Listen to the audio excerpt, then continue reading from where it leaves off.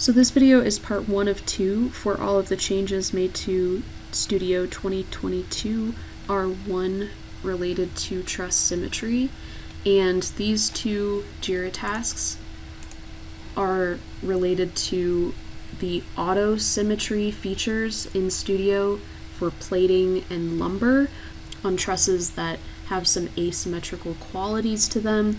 And what I mean by that is this truss, for example, appears to be symmetric in terms of geometry and web configuration. However, if you take a closer look, there are a few things that make this truss asymmetrical, and that is bearings, having this interior bearing on one side but not the other, as well as loading. And as a result, that not only creates asymmetric plating throughout the truss, but also asymmetric lumber. And so while installing this truss in the field, then customers would have to be very careful to make sure that they didn't install this truss backwards, because that could have detrimental effects and maybe even failures. And so to avoid this backward installation, then a couple things could be done. Either in component review, when we saw this, then we would apply a note saying that this truss could not be installed backwards, or if the customer wanted to, then they could manually make the lumber and plating changes to make this truss perfectly symmetrical. But some plates or lumber could be missed in that, or other things, and then we'd still have to apply that note. So we wanted to make some changes to Studio to improve how all of that is taken care of.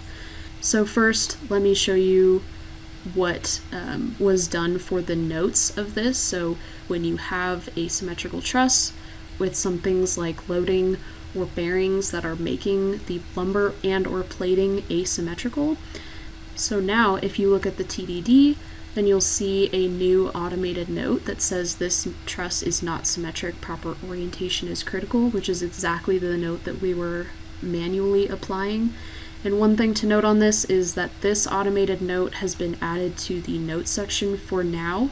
In future releases, whenever we add the installation section to the TDD, then this note will be moved to that section, but for now it's in this note section. So that'll help with the component review process, so we don't have to check for that. Another thing that we've added to R1 is the ability to make this truss symmetrical in terms of plating and lumber when you have asymmetrical loading and or bearings. And to do that, then you go into E&B data settings and look for this symmetrical upgrade for fully symmetrical truss.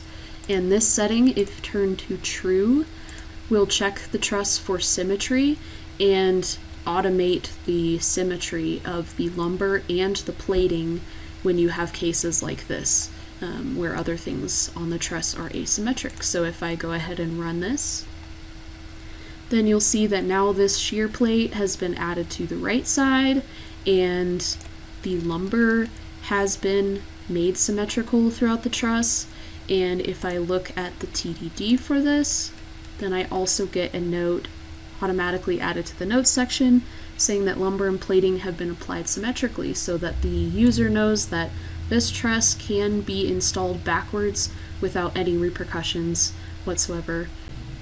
Some prerequisites to using this auto symmetry feature in Studio is that the truss has to be perfectly symmetrical in terms of overall geometry, web configurations, overhangs, heel conditions. So if I were to have a wedge on this side and a slider on the other, or nothing on the other.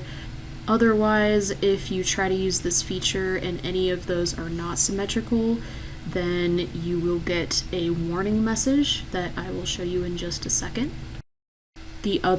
Some other things are splicing needs to be symmetric on this truss, and I'll show you in a second another feature that was added related to that.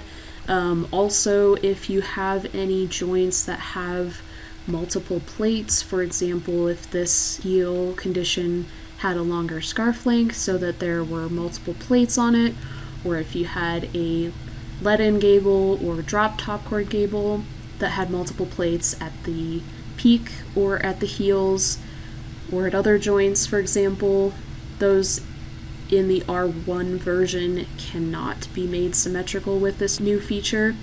But these things that I mentioned will be fixed in R3 and R5, so those are coming. But for now, you have to make sure that the truss is perfectly symmetrical.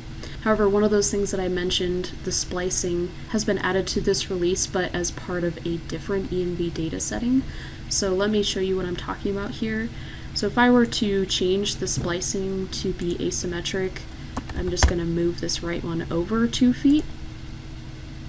Then you'll notice that the plating and the lumber have not been made symmetric, and you also have this warning saying that it's not possible, and that's because the splicing is not symmetric on this truss.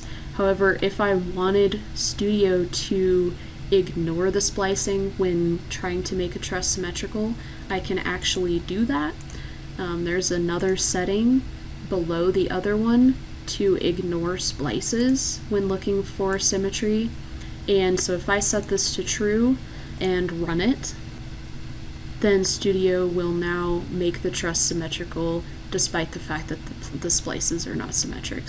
And so that will be a very nice feature to have both for our team and for the customers in order to avoid symmetry issues like this. And that is all for part 1 of this video.